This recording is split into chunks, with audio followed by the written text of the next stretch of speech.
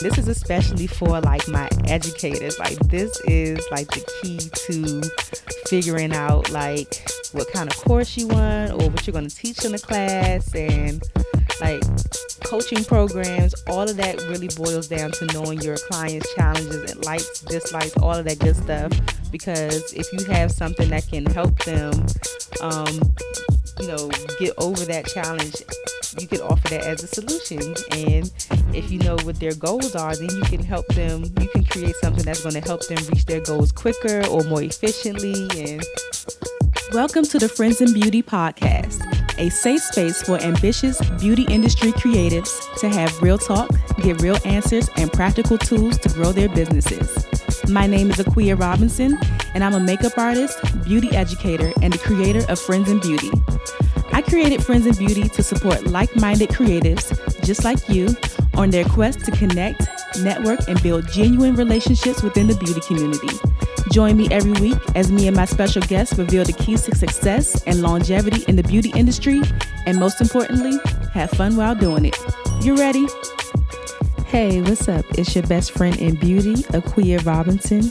Welcome back to another episode of the Friends in Beauty podcast. I'm so happy to have you here with me, and I hope that you're listening to this episode in high spirits and in good health. If you are a friend in beauty and you're looking for a community of like-minded, ambitious, and supportive friends in beauty to virtually connect with and network and share resources, then I invite you to join the Friends in Beauty Facebook community. The link will be down below in the show notes or in the description. Just click that and answer a few questions, and I'll let you right on in. Also, follow us on social media at Friends in Beauty. Lately, I've been doing this thing called the Friends in Beauty Friday feature, where I spotlight different friends in beauty and their accomplishments, no matter how big or small. So if you're wanting to be featured, if you have something that you want us to celebrate and help you celebrate, like I said, no matter how big or small it is, use the hashtag FIB Friday feature and share with the Friends in Beauty community. Also, we are on Apple Podcasts. So if you have an Apple product, iPhone, iPad, all of that good stuff, Apple, the Mac computer, find Friends in Beauty on the podcast app under iTunes, and leave us a 5-star rating and review so that other Friends in Beauty could find this show, and also so I can know what you think about the podcast. We're also on YouTube, so if you do prefer to watch the interview episodes or just to watch it in general, like on your TV, on your phone, then we're also on YouTube. You can find the podcast there as well. And also, last but not least, which is the most important, this community cannot grow on its own. So share this podcast, share Friends in Beauty with your other friends in beauty, your family and friends, and anybody that you feel can benefit from the information that is shared, because we are trying to grow this tribe nationally and internationally, okay? And I need your help to do that. Thank you in advance. So today on the Friends in Beauty podcast, I wanted to talk to you about the importance of knowing your audience. As an educator, I can honestly say this is one of the things that I see a lot of my friends in beauty kind of skim over, or they don't take the time to really properly figure out who they're targeting or who their messaging is meant for. So I wanted to talk to you because you're my friends in beauty, and I want to see you do well, and I want to see you win. So I want to talk to you about the importance of knowing your audience today. So when you don't know your audience, it could show up as a few different things. So what I've seen in my own experience, when you don't know your audience, it could kind of show up as you maybe struggling on social media. Maybe you have low engagement. Maybe it just seems like no matter what you post, it just seems like it's not getting in front of the right people, or the people who really, really want to see that content. No matter what you post, you only get a few likes, you only get a few followers here and there. Your following isn't growing. You're not getting that engagement, the likes, the comments, all of that good stuff. Also, it might show up as no bookings. You might be having trouble with clients consistently booking you. You may have to take a look at, your audience. Also, it might show up as clients inquiring, and those aren't the ones that you particularly want to work with. So I've seen this several times with makeup artists that I work with, where, the people who are reaching out to book appointments with them aren't necessarily the ideal type of client that they want to service. Sorry. And that could be frustrating. It could show up as frustration too. It could also show up as maybe people are haggling or debating with you about your rates. You find yourself going back and forth with people in the emails or in the comments or in the DMs about your rates. Well, maybe can you do it for this, or can you take $10 off, or why do you charge this price? Like all of those things. And also it's so much more, but if you're starting to get mad when people don't want to pay those rates, then I can definitely say, like, some of these things are happening to you, you may have to ask yourself, do I know my audience? Do I truly, truly know my audience? Because if you did, I can guarantee you a lot of those challenges would not be happening. So let's talk about it.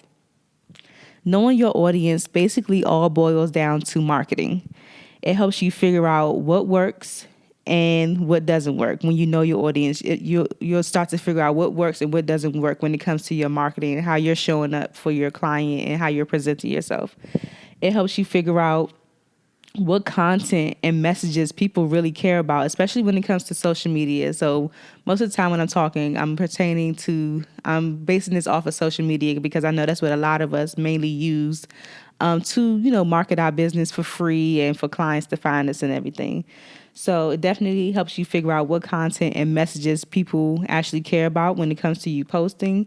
It helps you figure out how to show up for those people that you want to reach. And in turn, it starts to shape like your potential client's perception of you.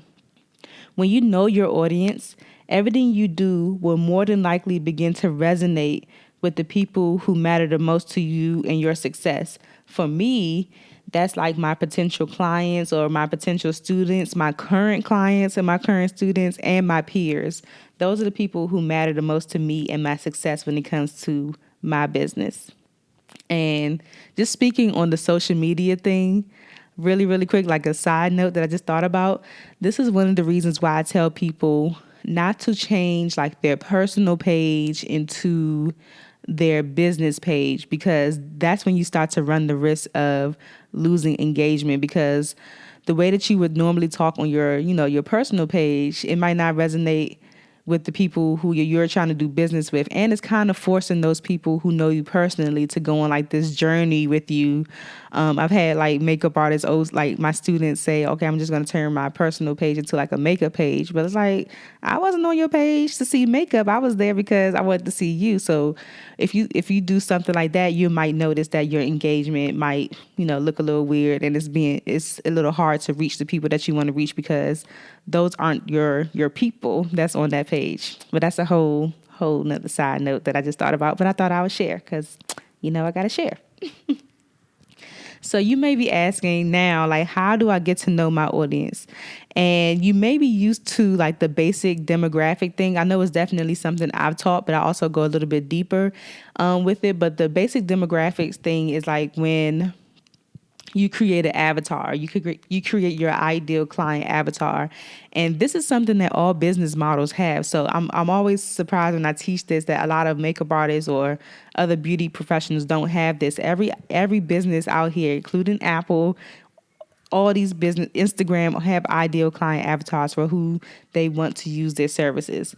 So you may be used to doing something like that where you just create those basic demographics like the age, the person's salary, if they got kids, what kind of job they have. All of that stuff is really important, but it doesn't really give you much insight as to that person's buying potential or what they like or dislike. So you also need to know what your potential client or your client likes or dislikes, the challenges that they have, the pain points that they have, some of their goals and desires. So it clearly feels like you're reading their mind. Like they should feel like when they come to your page and you have a caption, and this is kind of adding on to the episode that I did about, writing, like tips for writing captions and everything like that. So if you haven't listened to that episode yet, go back a few episodes and listen. But they should really feel like you are talking to them directly. Like you are in their brain. Like having a one-on-one like conversation with them. And when that happens, you'll start to get more leads. You'll have more people that's interested in your services or what you do as a friend in beauty. You'll get more clients, you'll get more referrals, and more eyes on you, which is what we all want anyway. We want to be noticed, we want to be, we want to be seen, we want to be acknowledged for what we do. So more eyes on you, because that client feels like you just get them. Like you just got it all down pat. When you know your client's challenges, you can position what you offer as the solution. And vice versa, when you know your client's likes or when you know their goals, you can position what you offer as something that can help them do more of that or to reach their goals. And this is especially for like my educators. Like this is like the key to figuring out like what kind of course you want or what you're going to teach in the class, and like coaching programs. All of that really boils down to knowing your clients' challenges and likes, dislikes, all of that good stuff. Because if you have something that can help them,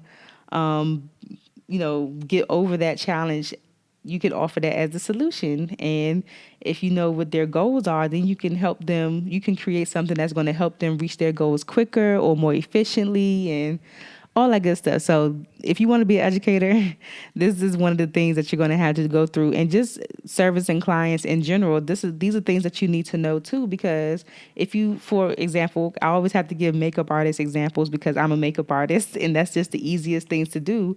But if you know that your client, your potential client, if you want to focus on maybe let's say women who have very like a very deep skin tone, and you know that their challenge is always that their foundations may always look a little too red or too orange, or they always have a problem with makeup artists not being able to match their foundations and all that good stuff. Then you know that what you position as your service or what you offer is that you are the best with matching clients with deep skin tones. I won't have you looking red. Your foundation will match and you will look flawless and you will look glowy, and your glam and your beauty will be on point just like everybody else. Booyah. With the goals and the likes, I can give an example from a teaching standpoint. When you know your client's goals, then you just create a course that kind of takes them step by step to reach that goal. So if their ultimate goal is to be a six-figure artist or something like that, then you have to really think, okay, what does it take to be a six-figure artist? And then you take them through that process to reach that goal. Simple, right? It sounds simple, but it does take some time. So I want to give you 3 easy ways. Of course, there are much more, but I want to give you 3 easy ways that I personally used to get to know my audience a little bit more. So if you're feeling stuck and you're like, maybe I don't know my audience, like how do I get to know them? Your girl Akua got you covered. So let's go. So let me give you my 3 easy ways to get to know your audience. First thing that you want to do is review any previous data and any success that you've had so far. So any previous data that you may have collected before about your clients, review that, revisit that, because sometimes we get lost in the sauce and we forget that we even have that stuff. If you've done something before where maybe you've had focus groups for certain products of yours, or you survey clients before about your services or, what they want to see in the service or what they're looking for, review that data, go back to it. If you've had any previous successes, so for example, if you have, say, an Instagram business page, you can go to your insights and see how certain posts performed. You don't want to neglect or discount what you've done so far that actually worked. So make sure you're actually paying attention to what worked and what doesn't. Look at your insights, look at the likes, look at the saves, look at the total engagement on that post. Did people comment? Did they like it? Was it good? And do more of it and just do more of that. I that's like the easiest thing for me to do is to go look at that. And I'm like, okay, they like that motivational post, or they liked when I gave them the 3 tips, or they liked that I actually did video.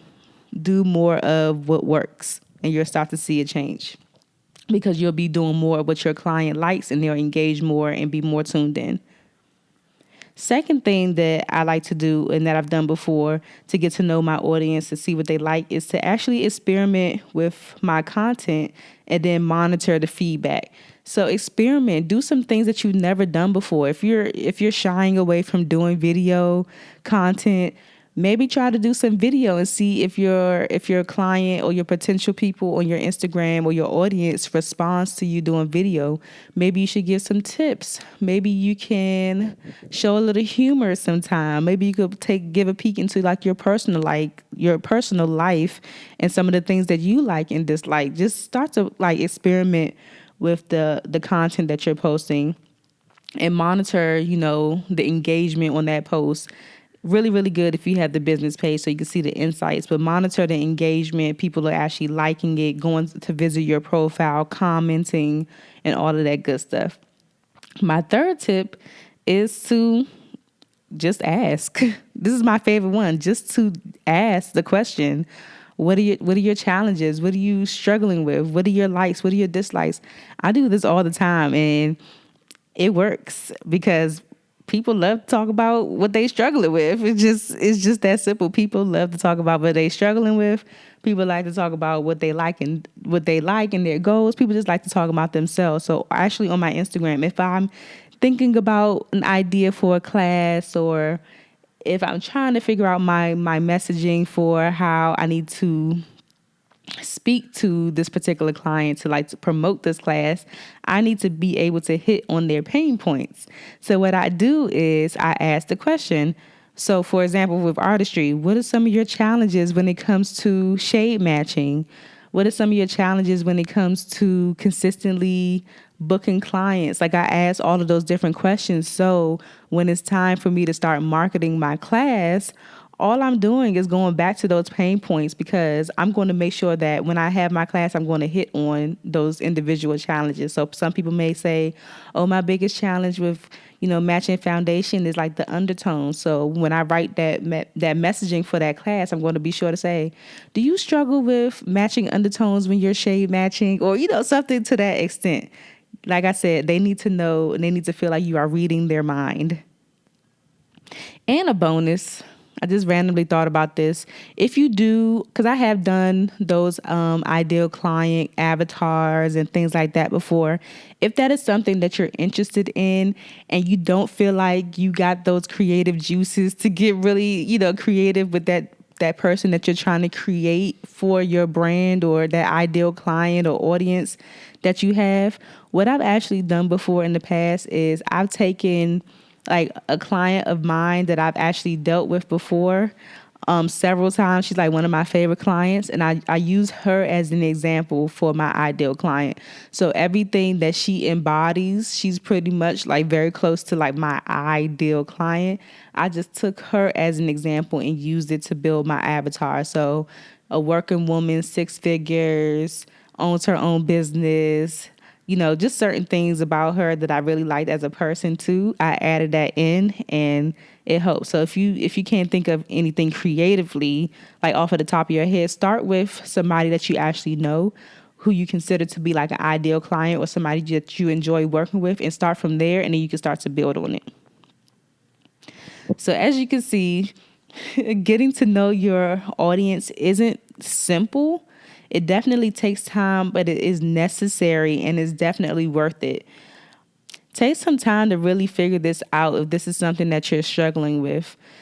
Take some time to really figure out who your audience is. This is going to ensure that your efforts are not in vain when it comes to social media. Those audience members are going to turn into long-term clients and people who are loyal supporters of your brand. So it's very important that you take the time to really flesh this out. So as always, I hope that this episode was helpful. Go ahead and review those tips. If you ever have any questions, you know that you can reach out to me personally on my personal Instagram at Akua Robinson. That is AKUA ROBINSON.